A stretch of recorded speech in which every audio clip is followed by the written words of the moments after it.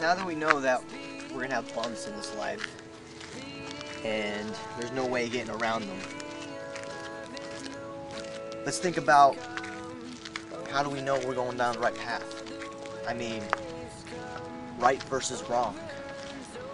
How do we know what we're doing is right and how we know what we're doing is wrong? Like a kid, a newborn baby, raised by his parents.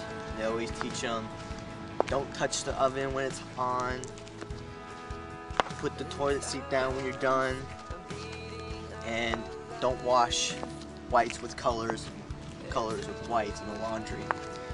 And then when they get out into the big world and society smacks down a huge another list of what not to do and what to do.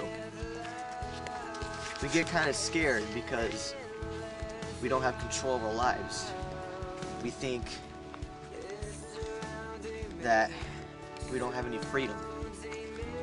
We have the people who are just content.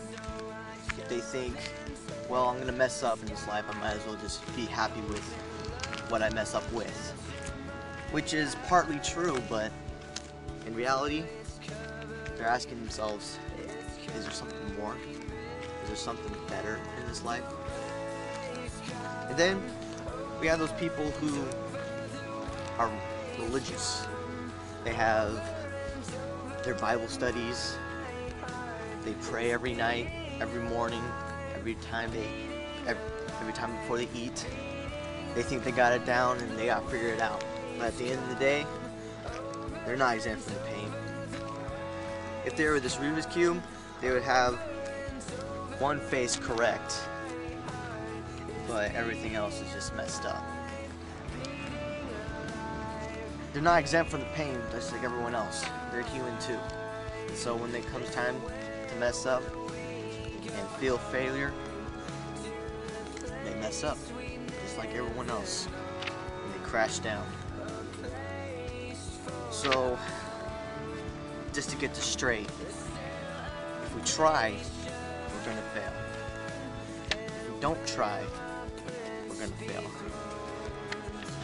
So maybe that's not what really matters. Maybe it's something even more than that. Not in a between, a balance of both. There's something beyond what I'm talking about. Romans 3, verse 28 talks about how man is justified from being observed by the law by faith. In any words, they're justified by their faith in God, and they don't have to follow all those rules and lists of what to do and what not to do.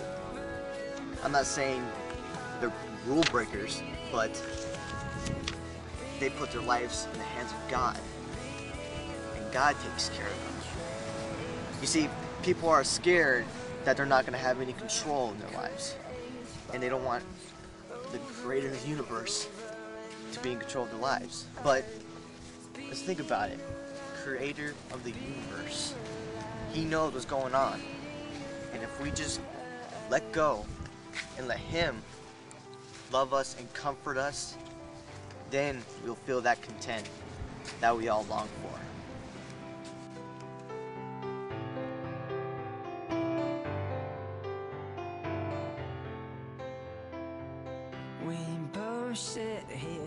My greatest life experience with faith was actually during a senior prom.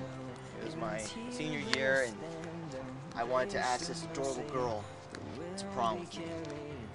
And she agreed, and I got so excited. I started making all these arrangements, all these plans, all these reservations, and I actually talked to my mom and dad about money not being an object, so the sky was the limit. I was going to make sure this prom was perfect. But humans don't do perfect too much. They mess up. And I was no exception about that. Didn't know how to work the AC in my car. I put in some music for us that we both shared together, and I didn't know how to work the CD player in my car, and it got all mixed up, and then all of a sudden my mom's diet book thing came up, and it was awkward. And then, not to mention, we were both sick, we both had stuffy nose, we both had sore throats from a school trip about a week ago. And then, on top of that, I got ice cream for us. You try fighting a sore throat with ice cream, and try slow dancing while you're both coughing at the same time. So, it wasn't that great.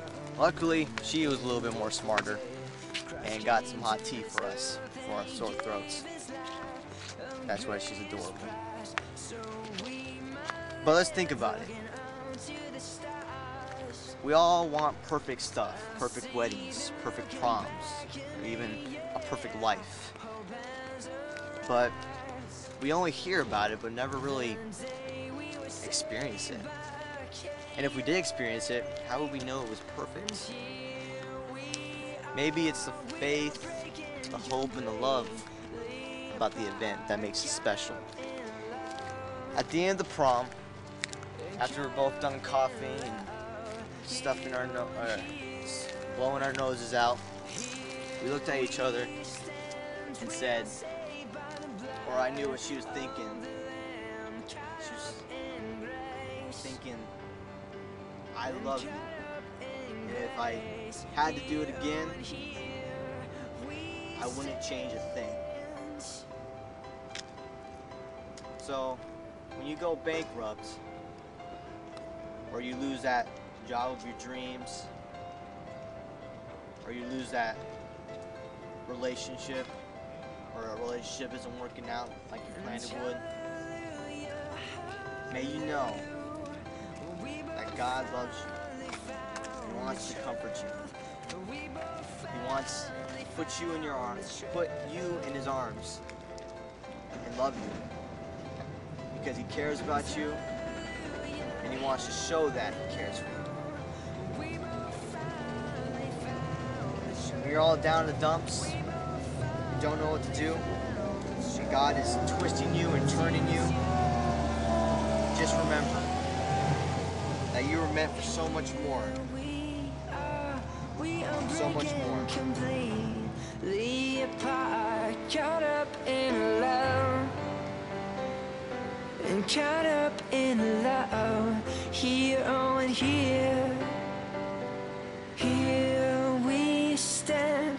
We are saved by the blood of the Lamb, caught up in grace, and caught up in grace. Here, oh, and here we stand.